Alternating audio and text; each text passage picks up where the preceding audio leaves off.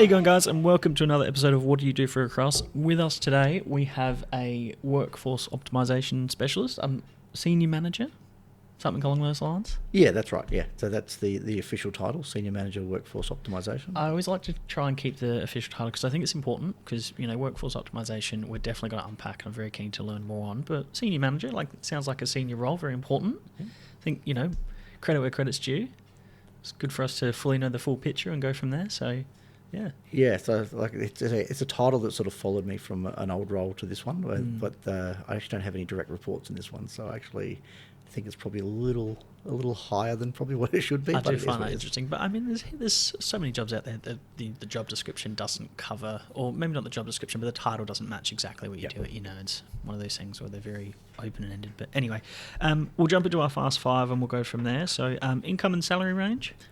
So generally, a workforce optimization consultant, anywhere from about 100 to 150 is kind of where we're at. Good money, yeah. That's all right. Awesome. Yeah, very, very handy. Pathway and learning. How do you get into it?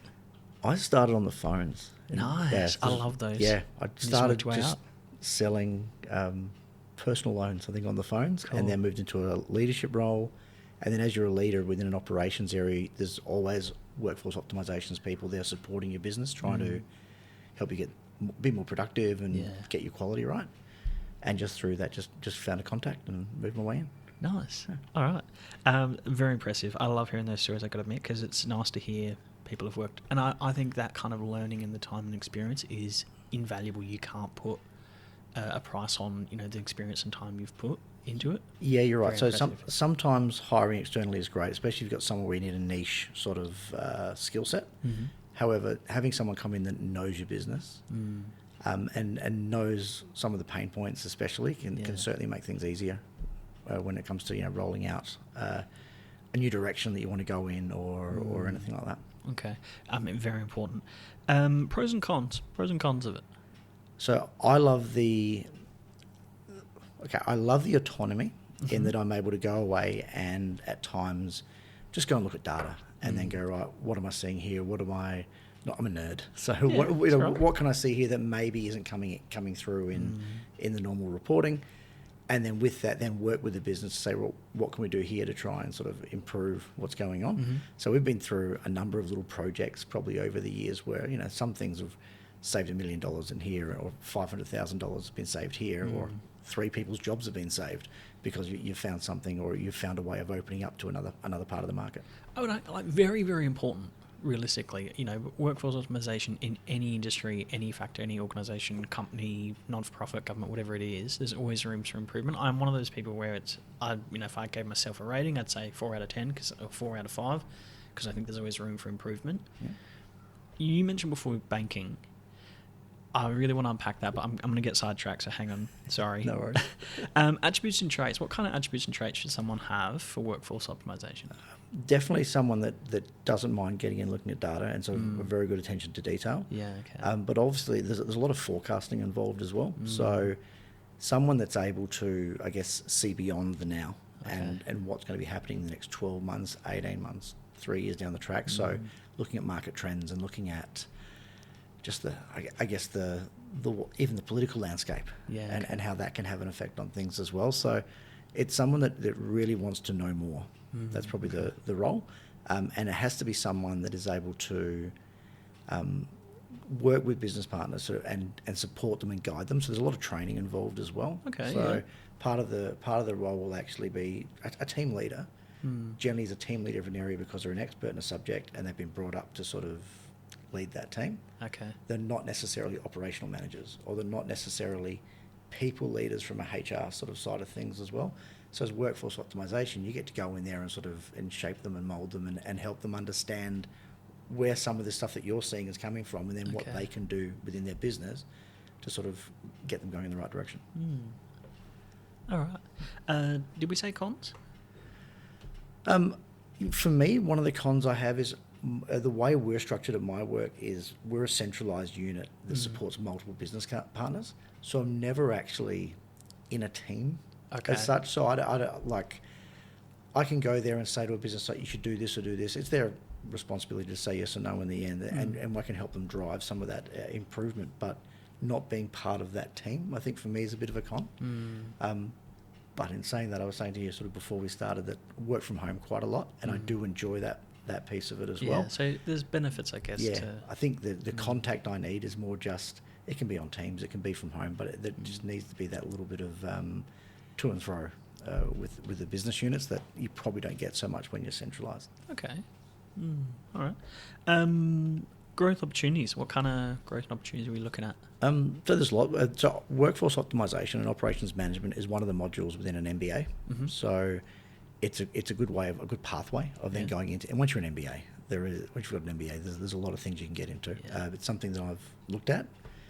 Lifestyle at the moment with kids and everything else is probably not going to happen anytime soon. But that is one door that opens. And when an MBA opens up, there are so many things you can go into. There's project management, there's change management, there's so many things that can go within workforce optimization itself. Probably to an executive manager level is probably where it would sort of stop, or you become like chief operating officer sort of is what you can get to. Pretty, I guess. pretty high affluent it can be. I guess within the company that I work for, it's quite a big company. That's a harder route to take, but in a smaller company, that would be an easier step up. Okay, very fair. That's our fast five done, so no residual pressure's off. You mentioned banking. What's it like working in the banking sector, or the finance sector, I should say? Well, as a nerd, it's very interesting. I would say there's been a lot of change in banking over the last 20, 30 years. So there's been a lot of financial reform, which is good for the customer. Obviously, it's making people more honest in what they're doing. And it does mean you get all those disclaimers and those ads that we know says that this is not right for you. Please check and please consult a financial advisor and all that sort of stuff. But I like the constant change. So if you didn't like change, you could not work for my company. Okay. I've had 5 managers in the last 6 years. Wow. Okay. Yeah, So because of restructures and changes and repointing, and if a CEO comes in and they have a different vision, they want to change a completely different. Yeah. So they'll talk to the board, and the board go, "Yep, that's the vision we want to go with," and that can change everything around you. So you've got to be adaptable. You've got to be flexible. Yeah. Which is great. But I work with some of the bank's more vulnerable customers. So the areas I work in are estates management, which is deceased estates, complaints of all things, but working with vulnerable customers. So people that are dealing with elder abuse, people that are dealing with domestic violence, financial abuse, all these different things. So I can take my nerdiness and then put a softening cap and go, oh, I'm helping the community. I'm helping people. Yes, banks are a company now to make money, but the way we do it, and I think that's something I really like with the company I work for. I mean, every business needs to make money. They need to keep the lights on, pay their staff, no worries at all. And every business needs to improve. That's the whole point. I think it sounds like you work with some really vulnerable groups, and it sounds very rewarding as well, because you're helping those people most in need, I would argue. Workforce optimization, I guess. I'm very curious in how that sits in estate and complaints and that kind of thing. So can you give us a bit of a synopsis, a bit of an unpacking? Yeah, so when I left the bank for a while and then came back in just as COVID hit in 2020, which was awesome. Worked from home 5 days a week, and I was like, I'd never done this before, and it was fantastic. And it was awesome. Yeah. So, but when I was hired back into the bank, it was because there was new regulations coming in from ASIC that was around how we deal with complaints. And if someone complains internally, you must handle it within 30 days. Okay. And if it's a vulnerable customer like hardship, you must do it within 21 days. So the workforce optimization is really there to forecast to say, hey, we get X number of complaints that escalate to this type of complaint. We know that next year we're going to have this happen to the interest rates, or this happen with the death rate, or this happen with something else, which is going to increase the volume. Therefore, we need to have the right number of people in the right number of roles to be able to service that 30-day mark. Cover... And if you don't, it's quite a big fine for everything that breaches. So, that was kind of what I was brought back into the bank for. I think away from the complaint side of it, even in estates, if someone dies in your family and you notify, there's a certain amount of days you've got as a bank to actually get it through the banking code of practice, and you've got so many days to have that money back basically to the customer. And again, so it's about making sure, how do we know how many people are going to die next year? Like, that's a morbid thing to sort of forecast. It right? is, but I would argue very important because you do need to know. Obviously, you just mentioned it's about strategizing and planning for that. How do you go about forecasting that? There's a few different things you've got to take into account. So obviously there's population growth. Mm-hmm. So we've got a number of people coming in. Immigration coming in is generally a younger age set, so that's actually going to probably help lower the sort of the death rate.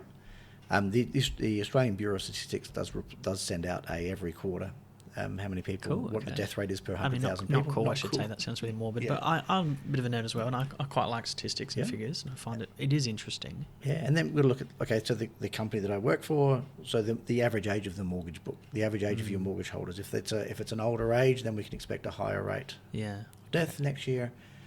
So we take that into account. We'll take into account seasonality. Like you wouldn't think until you start looking into it to realise. Obviously, in the colder months, there's a little more death in the older people. High rate flu going around.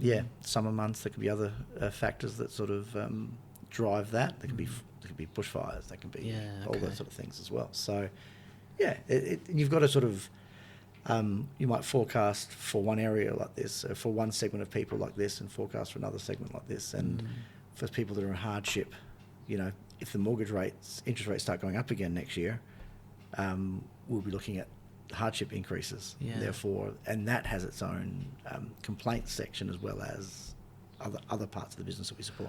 I could admit, I've always had quite a positive experience with the banks in general, but I do feel like they get a bit of a bad rap. They're a bank. We know what they are. I don't think they particularly hide a lot of things. What's your opinion of that in general, I guess? Do you think banks get a bit of a hard go? I think working from within one, I see what they are trying to do as far as help the community. So I mean, there's a lot of things. How many people would not have a home if we didn't have banks? Yeah, true. But even like the amount of money they then put into community funding and things like that you don't probably see so much. You see some of it, like you'll see, for example, the Westpac helicopter, right? Now Westpac don't own that, but they raise money for it and things like that. So I think Ronald McDonald House, I don't think McDonald's owns that, but I think they support it in some way. So there's those sort of things that they're doing. But it's hard because you can imagine they donate thousands to bushfire victims and all that kind of stuff. There's always, you do see their sponsorship and those kind of things. My company has a matching gifts program, so if I go and donate a couple of $100 throughout the year, I can then send the receipts to work and they will match that donation. Wow. See, like my organisation wouldn't do that. They wouldn't even dream of it. They're stingy buggers. So and I don't know if there's a cap. I've never got to the cap yet. But if if it was $500-600, they would match the $500-600, and at the end of January, that goes to them. Now, yes, there's obviously tax write-offs for banks when they do that, but there's still money coming out of them that they didn't need to do. And that's realistically, that's more money that those charities or individuals or victims of whatnot are getting that they wouldn't previously get. So I think that's a positive. I think the hard thing at the moment is just interest rates. It's been so, like it was such a huge jump. Those 12 increases that we had, and it's hard for customers to see that and then see the profits that are coming through as well. Yeah. So I get the.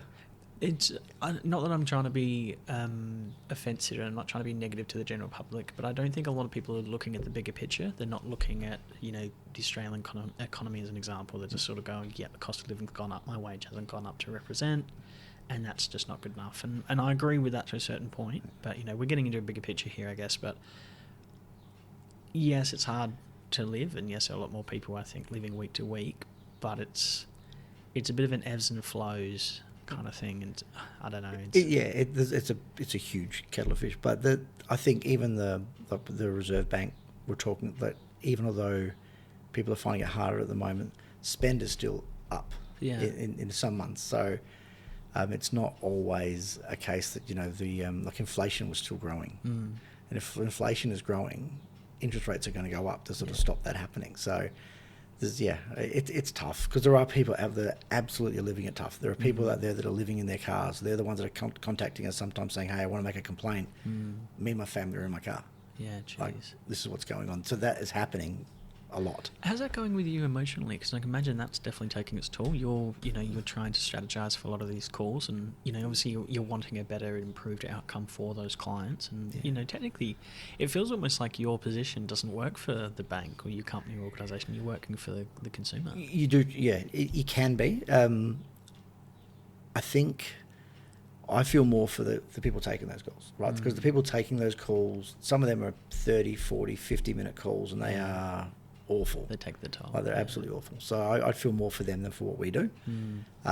But it just puts up, when I'm running a forecast for an area saying, right, it says they need 10.5 people, I'm going to make sure they get that 10.5 people. I'm not going to say, I'm going to settle with 9, because then I know they're under pressure and they're already dealing with some absolute carnage on the phone. So we need to make sure that even that they've got a little spacer in between their calls. So when you sit there and work out, I need this many people at this amount of time at this amount of shrinkage, you've then got to throw a little bit extra time there to go, I need them to be able to have 20 seconds in between a call before the next one comes through. Sometimes just to debrief, or absolutely. just take a breath. I love your train of thought, and I love that thinking, mainly because I think a lot of individuals would look at, workforce optimization and go, okay, trimming the fat. Yep. How can we be more efficient? How can we cut costs? Most people would assume it comes with a bit of a negative connotation, which I don't think is fair. So it's really nice to hear that you're actually looking at the big picture and going, no, we're dealing with people. We're dealing with an organisation that has to run. We want to make sure we're still getting positive outcomes for our consumers. That they're going to keep coming back, all those kind of things. It sounds like quite a complex role, realistically, because there's many moving parts in there. You're dealing with people, you're dealing with complaints, estate planning, all those kind of things. It's a bit morbid as well in sort of death rates. But it sounds like it is complex. It can be, because a lot of the time, so we're working on a very big project at the moment at work, and so on top of my normal BAU work, which is supporting these areas, I then got project teams coming to me saying, well, what if we did this? What would that do? And if it's to the complaints area, my first thing is it a good change or a bad change? It's a bad change. Okay, how bad a change is this going to be? Okay. Right. So, and this is what it's going to do. And sometimes that might turn around and actually really have the company think, should we be doing this? Because not every idea is a good idea, but not every idea is a bad idea either. Exactly. And sometimes changes that are not necessarily received as well are still necessary for maybe another project that's coming along. Or for the betterment of the organisation in general as a whole. Absolutely. So it can be a lot of work because you can be pulled in multiple directions, and generally I've got my own boss, and then his boss, who's the COO. But then I've got my business partners who have their bosses and their bosses. And so sometimes where you're getting your requests from can be quite hard. So it's great if you can centralize everything to one system where it can come through, but it doesn't always happen like that. And on the side of my forecasting, I train leaders in how to use one of their workforce optimization systems, which just helps them with productivity for the day and quality and things like that. So it's not always... They've got this thing called a triangle of tolerance, right? Which is cost, quality, and service. Okay, yeah. If you focus too much on your cost and your quality, your service is going to sort of fail. If you spend too much time on service and your quality, your cost is going to blow out. So there's a tight sort of triangle. No, we love it. We've talked about it on this podcast a couple of times. I'm going to butcher this, but it's time, quality, and cost. If you want it quick... you're going to lose quality and cost, or potentially. If you want quality, it's going to take more time and it's going to cost more. If you want it cheap, it's going to be quick and the quality is going to be low. 100%. Yeah. There has to be. There's no perfect. Hopefully there's a middle ground, but there's no perfect outcome if you're trying to keep costs down, as an example, or time down, efficiency. You're going to then lose a little bit of quality. Exactly. Yeah. So it can be it's very hard, especially when I will have what my boss says they want us to do, but then the business says what they want to do, and then the project team says, well, this is what we want to do. Find the middle. Yeah. And sometimes you are that middle person that just says, let me give you the 3 different scenarios, and you guys go away and work out what's best. I'm guessing that you would have to problem solve a lot quite on the cuff, but then also you must be very good with dealing with people, because you've probably got someone coming to you going, I want to do this, and you might have to, maybe not do bad news, but you might have to go, hey, this project has promise, but it probably needs a little bit of pivoting because... I've forecasted or I've assessed that maybe this is going to be great for the bottom line, but we're going to lose good staff or whatever it might be. How do you go dealing with those kind of situations and potentially, seniors and colleagues coming to you going, hey, I want to do this, and you're maybe not shitting on their idea or shooting it down, but... sometimes you have to go pretty close to that. Sometimes if something... Obviously, you take the information you've got and you go away and you do a bit of analysis and all that. And if something just doesn't look right, try it. I can forecast probably 3 or 4 different ways. Okay. and get within an FTE or two of a large sort of FTE and go, right, if I go in this way and this way and this way and I get roughly the same number and it's not a good number, it's about going back saying this, being honest with them, like this is what this is going to do. There's no point in sugarcoating anything. Like, yes, it'd be nice in the way you deliver it, but you're not going to sit there and go, hey, your project's fucking shit. But but you're going to sit there and say, you know what, you're going to drop 5 people out of the team if you do this. Your average speed of answer for the call center here is going to blow out, which means people are going to call back because they didn't get through the first time. It's going to increase your volume. If it does that, then you need to bring people from this team across to help, which means they're not processing as much, which then means your calls are going to go up. And it just things like that can move around. It's a very fine balance. When things are fairly lean, so the 80s and 90s, a lot of companies went through these productivity things where they get things as lean as possible. So there's not always a huge amount of fat there. Yeah, exactly. So, and that's where we're probably at with a couple of areas now. Sometimes it's a matter of you take that one person out and it breaks everything. Yeah, and we've seen that in one of our areas where just taking one person out of the team has broken them for 3 months. And nothing on paper says that should be the case, but it's actually what's happened on the phone. And sometimes that's what you need. You need I go to them and say, this is what I'm seeing. How does it feel on the floor? And they go, no, that's not what it feels like. Okay, let me go back and find out why. So.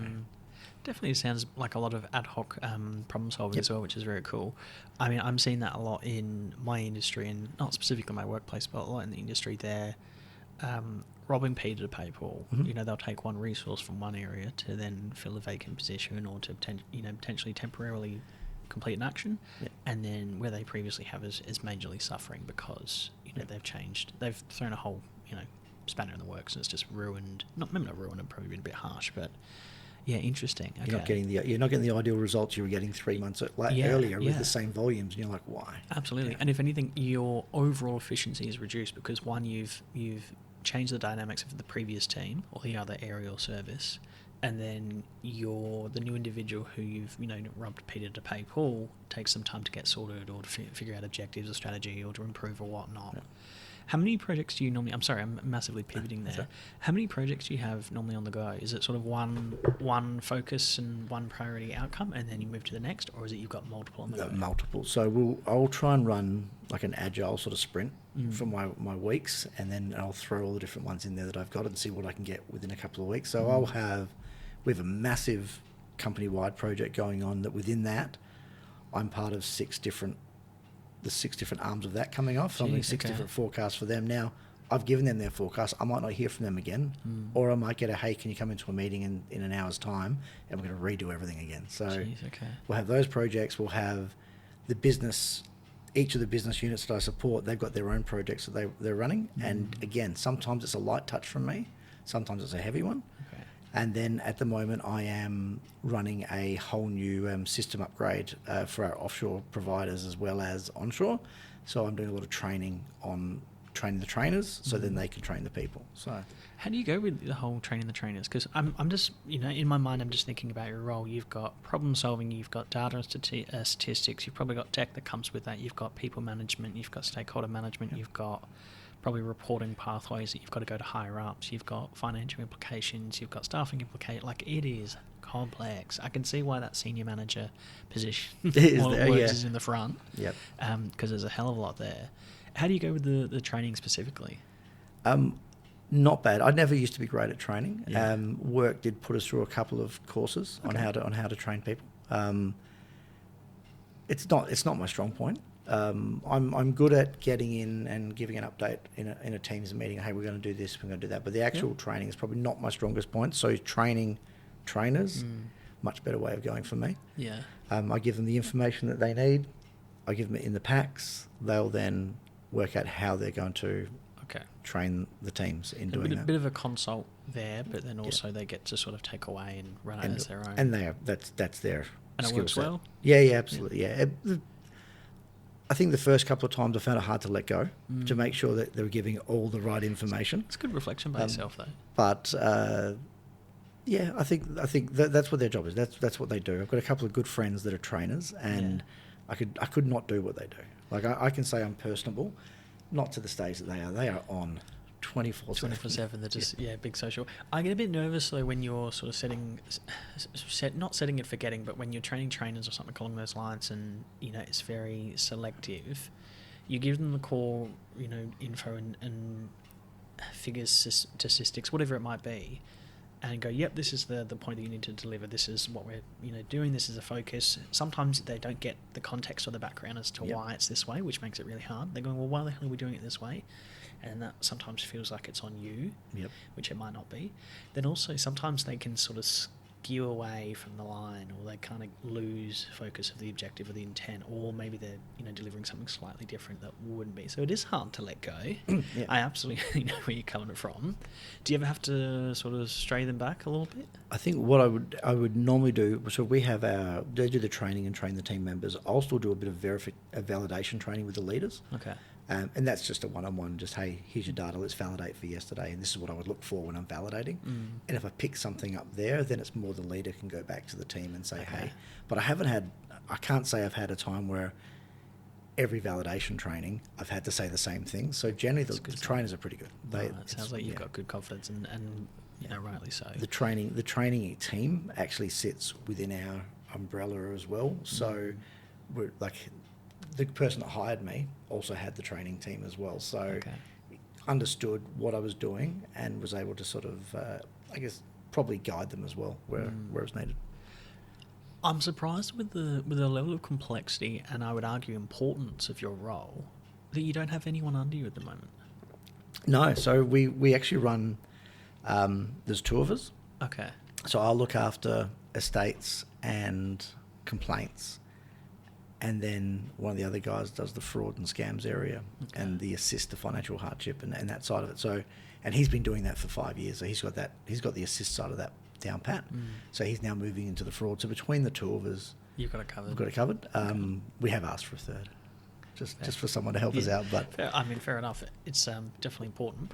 Can I ask? I'm gonna admit I'm ashamed to say I don't know a whole lot about estate planning and such or estate management. Can you sort of break that down a little bit? Yeah, so we have a team of people that when someone dies, they'll basically get sent a notification from the person's lawyer or next of kin or whoever the legal person is on the will. Power of attorney. To say, say this person has died. Part of it might be just like, can you let us know what accounts they've got? And then that goes away and an area will find out what accounts they've got, what any term deposits they've got, any insurance, all these different things. And then eventually they'll send something back saying, okay, now can you please put all this money into X? So there's 2 or 3 different teams that do different parts of that. Okay. And again, there's that time limit through the banking code of practice that's got to be done within a certain time. So what used to be bad they made a change to the code of practice this year, but last year it used to only be 14 days from when you got notification to when you actually do it. And it was 14 calendar days. So when you get to Christmas and you've got Christmas, you got Boxing Day and then New Year's Day. If you weren't basically getting to something within the first few days, you were going to breach BCOP straight away. So yeah, there's a lot of work on working out how much overtime you then need to make sure that you're going to make sure you get the right result for the customer. Jeez, okay.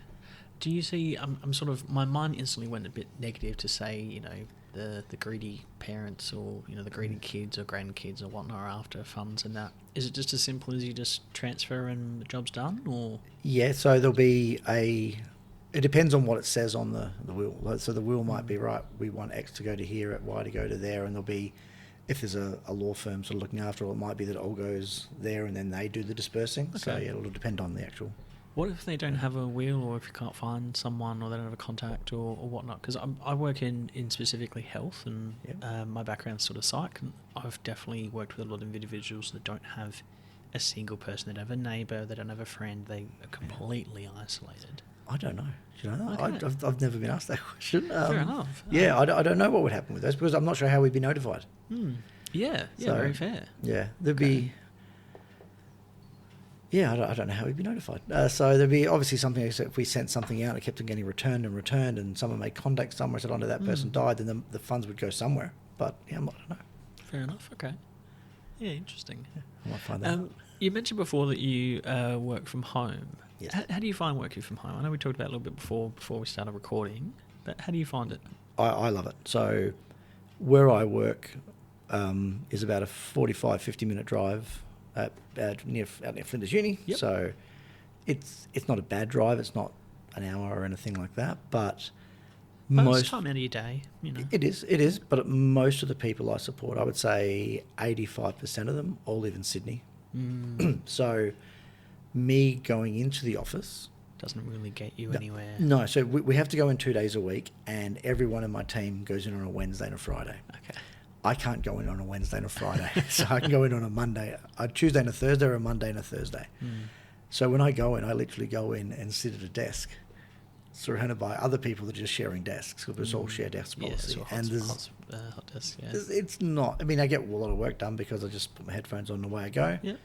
But at home, I'll jump on at 7 in the morning while the kids are getting ready for school, drop them off at school, which is just down the road, come straight back, work, pick them up from school. It's very convenient. I love what came about out of COVID from a company's sort of getting you all set up. Yeah, I think a lot of organisations and workplaces went, okay, we need to pivot. We need to be much more flexible in how we, run day to day.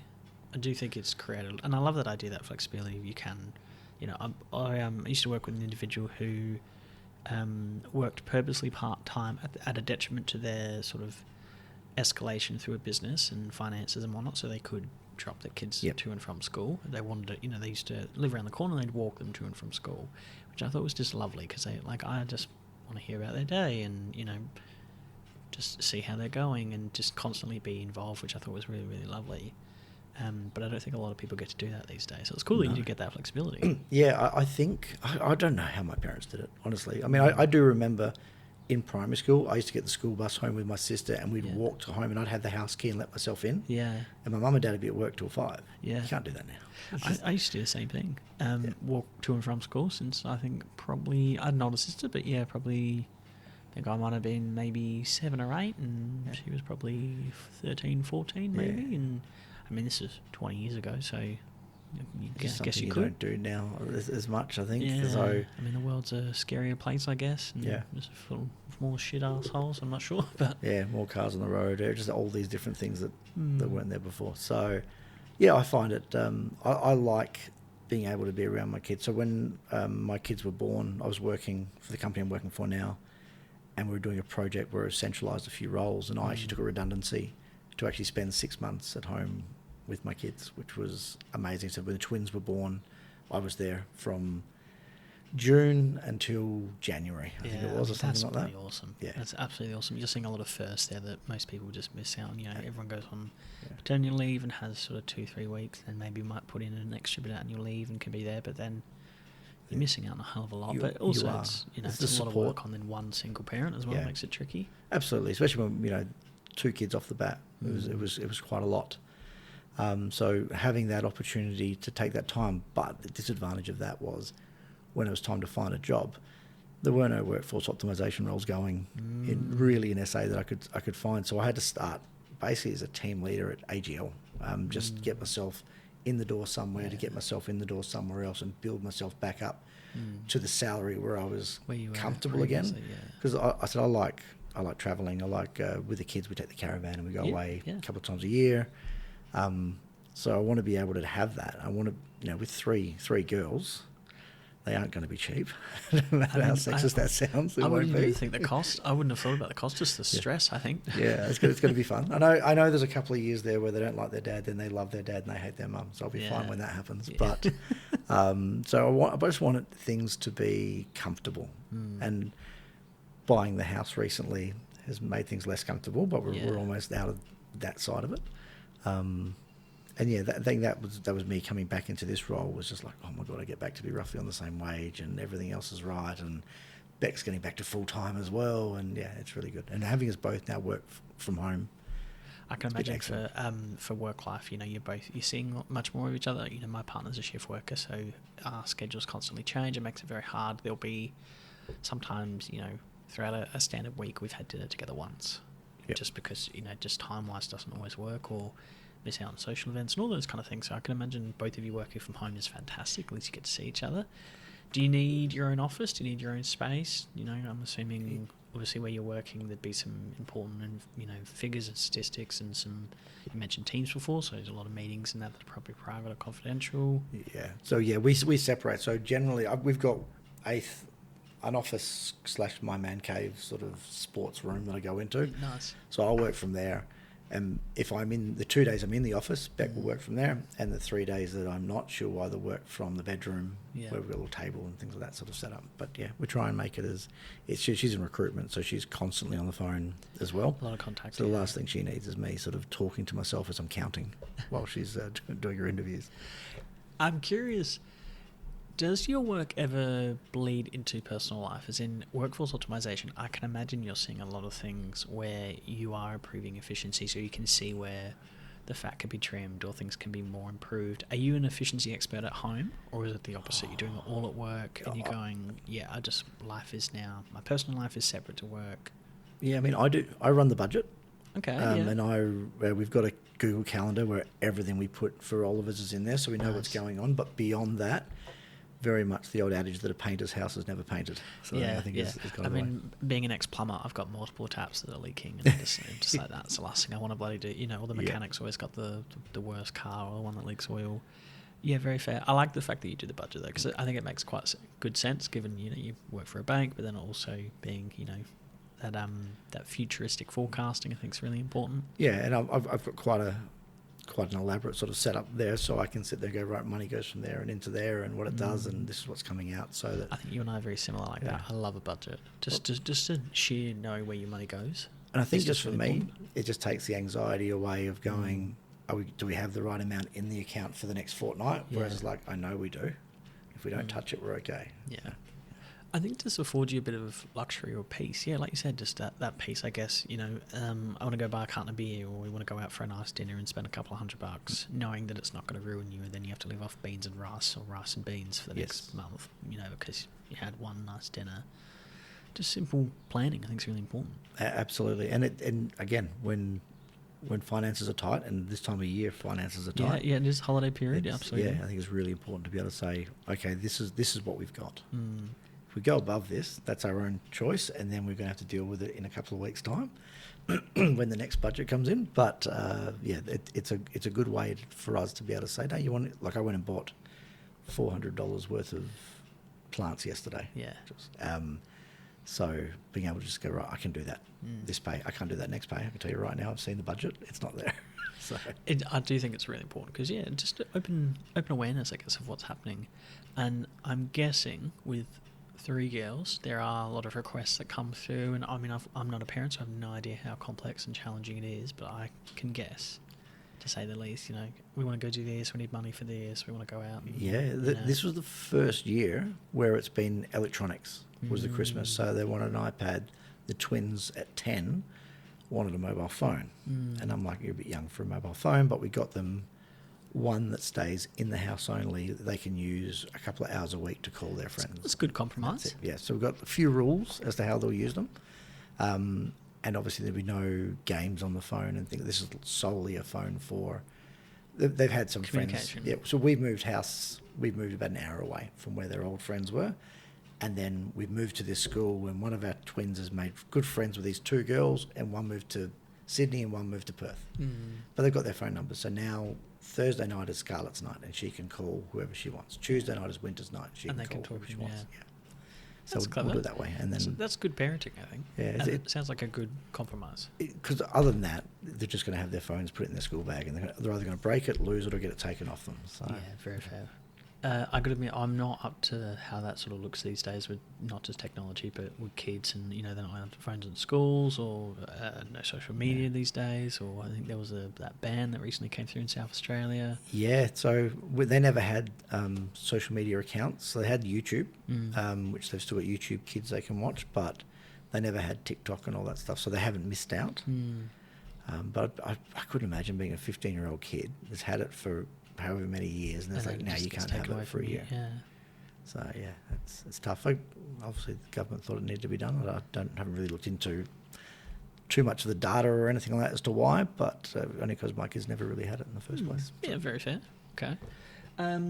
We've got roughly about 5 odd minutes left. Did you want to talk about the podcast, or are we going to do that sort of? Yeah, we can. Yeah, separately. Yeah, no, that's fine. It's your call. I didn't want to put you under the spot, so it's absolutely fine. We don't have to. No, happy to. Yeah, all right. Yeah. So as well as being a senior manager for optimization, also workforce optimization, Yep. you're also a podcast host, which is pretty cool. United Dads podcast. Dads United, yep. Dads United podcast, sorry. I got to admit, I have listened to probably at least a dozen episodes, because you guys got a fair few up there, at least 50. Yep. There are some good laughs in those episodes, that's for sure. I think I was listening to one about a bit of sex education and those kind of things, but I do like listening from the dad's perspective. How are you finding it at the moment? It's been good. So the two guys that I do the podcast with, we've played soccer with since early 90s, and we sort of went our own way. Well, one of them sort of went his own way for a while, and we sort of come back chatting again. So like the very first podcast was raw. I think it went for about an hour and a half. I think by the time we actually finished talking, they went, oh, that's too much. So then we started to get an idea of what we want to do. But the whole thing was, I've got 3 girls. My mate Gerv's got 3 boys, all under 5 at that stage. And then Rob's got a 15-year-old and a 10-year-old boy. So it was just like getting together and just talk about what sort of things sort of come up. And for me, it's a little different. And I've got the girls. There's a lot of other things that happen to girls as they grow up that they don't want to talk about. But we try and approach the subjects with a bit of humour. Definitely good humour, which I think is really important, because it sort of softens the blow, because you do talk about some quite important topics as well. I know, devices and social media and technology is one of the talking points you guys do, and healthcare, and I'm not sure, did you guys do an episode on private versus public school? Yeah, we did start on that, because I went to a private school, yeah. And so did John, whereas Rob didn't, and I got nothing out of the private school education. But as in, I went to uni and then dropped out. Yeah. Whereas Rob, who's now I don't even know what his role is. He's high up. He said he didn't go to a private school, and it's the person. It's the person, not the school, basically. But we've done that. We've done one on. We had a police officer in for one of them, an ex-cop, and he just spoke about sort of raising kids as teens and what sort of things he did with his kids, which was a good episode. We've got someone that was travelling around Australia in a caravan. That's cool. With his family. They were doing it for a year, so he came on and did an episode and just spoke about the things they had to do. That one. I did hear the one with the retired police officer, which was really fascinating, particularly around cybersecurity and scam artists and those kind of things. That was a bit scary, but obviously very important. The one thing I got out of that episode, he said that, and I want to do this with my kids, he turned around and said he wants his house to be the place the kids go to. Yes, he did. Yeah. Right? Yeah. Like he wants theirs to be that friendly place, that open place where kids can come to. And I'm like, yeah, that's exactly what you want. You don't want them out there not knowing what's going on. You go, come here. I loved that. He gave the example, I think this is the episode, he gave the example where one of his kids' friends, I think, had maybe a bit too much to drink. Yes, that's the one. And took the Uber to their house because they were too, embarrassed or ashamed or didn't want to get in trouble with their own parents, which one I think was lovely.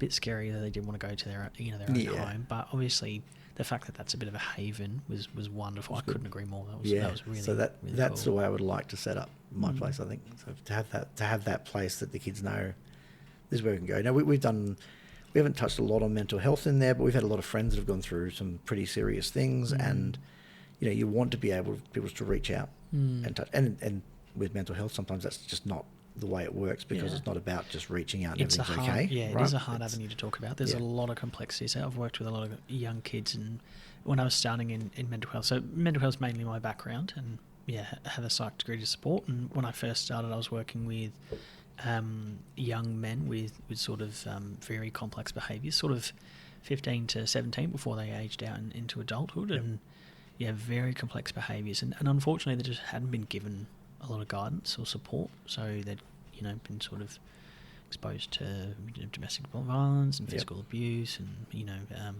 drugs and alcohol, all those kind of things.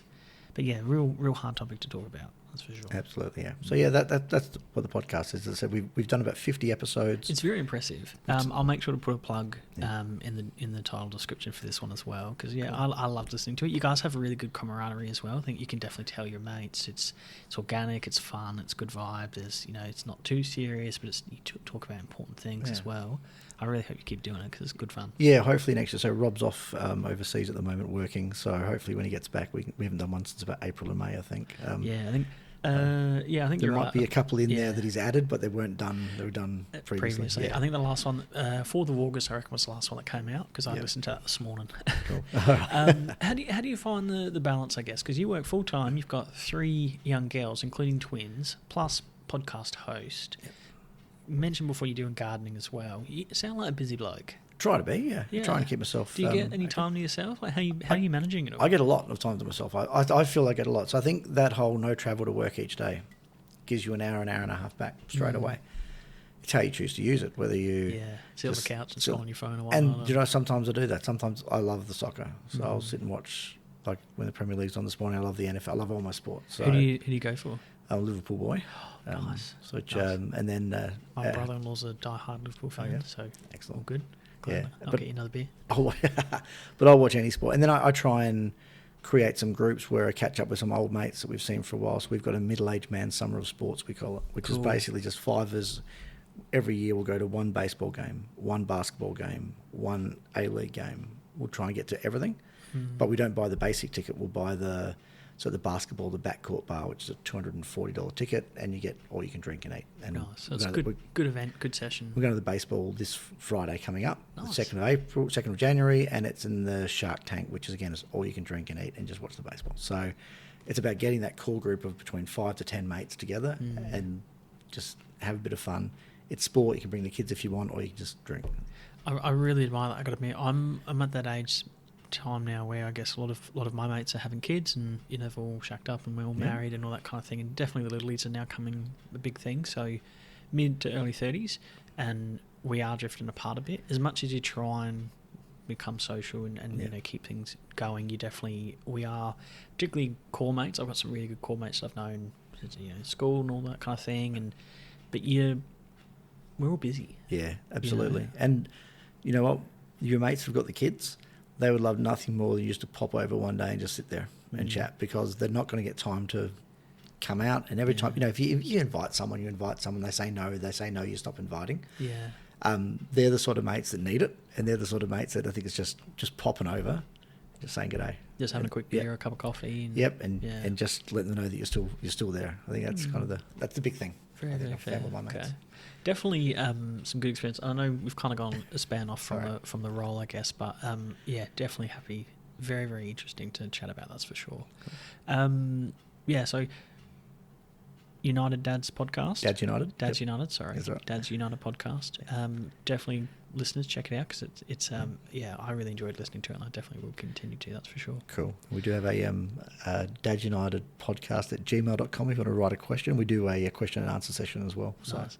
I think that's really cool, because I've already asked you probably 15 questions as well. I'd love to hear more about being a dad to girls as well.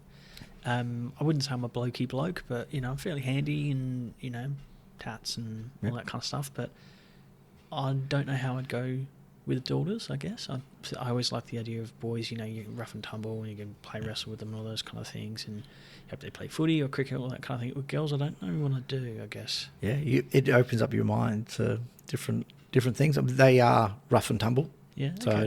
don't pretend they're not. They are. They'll play for. So one of them does Auskick. They do gymnastics, and they do dance, and yes, there'll be days where they're like absolute divas. They'll be running. Like they love their Taylor Swift and all that sort of stuff. But they can be as blokey and gamey as boys. I'd hate to have boys. They're just 100 miles an hour all the time. Yeah. Everyone that I know that's got boys are like, oh my God, we can't get them to calm down. Whereas my 3 they're sociable and they're out there and they'll try anything once and they're smart. Girls are smarter than boys, just in everything, emotional intelligence. They mature quicker, but I think they definitely have better reasoning and rationale as well. Like boys will just sort of go, I think I could jump off the roof and it'd be fine. I'm going to give it a crack. Girls would go, Probably won't do that. Maybe, I could, but do I need to do it? Yeah. Very So fair. Okay. there's things like that. But then girls have their own, girls get into their little groups and they can be as vicious as boys can be, or psychologically. But then they have so much change they go through as well. So we're going, starting through that with the kids now as well. And Very fair. it just opens your mind to different avenues of things. Can I ask you personally, this is a bit personal, so I do apologise if you don't want to answer, no worries at all, but how are you feeling about when boyfriends or girlfriends are on the scene? So the boyfriends and girlfriends, I think kids at the moment, between 8 and 10, they're going, this person's my boyfriend in their class. You've got a little bit of time until it gets sort of serious, but I mean, I'm not a parent, so I have no page in this book. I don't want to say that I know by any means, but you do hear that children are maturing earlier now, and there's social media and all that kind of stuff, and it's terrifying. You don't hide off from talking to them about it, so you need to be doing it early. So you need to be, so as a dad, you role model the behaviour you want your kids to go after. So if you're abusive to your daughter and yelling at your daughter, she's going to find that acceptable with a partner. Yeah. So you've got to role model the behaviour you want. But you've got to have the conversations early. So my kids at 10 were already talking about periods and all the other stuff and things like that. All the important things. And what boys are like. And Beck's very good at sitting down with them as well from a girl's point of view and of what's going on. So, I think it's just being really open with the conversation so that by the time they get to hopefully 25, 30 and they start dating, it'll be okay. It'll be ingrained in them. Other than that, I'm going to the gym. That's pretty much it. I'm just going to bulk up. Just bulk up. Yeah. Okay. I like it. I'll start bulking now and just get ready. We are at time. Thank you very much for sitting down with me. I really appreciate it. This has been really, really, very important about, particularly your role. I think is really interesting, and I've definitely learnt a lot about not just the banking industry but workforce optimization. And then I love listening to your podcast because just in that 2 minutes to sound of me asking, you've got some really good sound advice. I think young parents would go, actually, that's a really good point. Cool. Yeah. I think some of it's common sense, or it should be common sense, I think. But I mean, and not always. It isn't always. We've all got different viewpoints and all that kind of thing. But it's nice and if it is common sense and you're doing it, it's nice to hear the reassurance as well. To go, my others are doing it this way, and it works. Yeah, absolutely. All right. Thank you very much. Cheers. Thanks, mate. Cheers.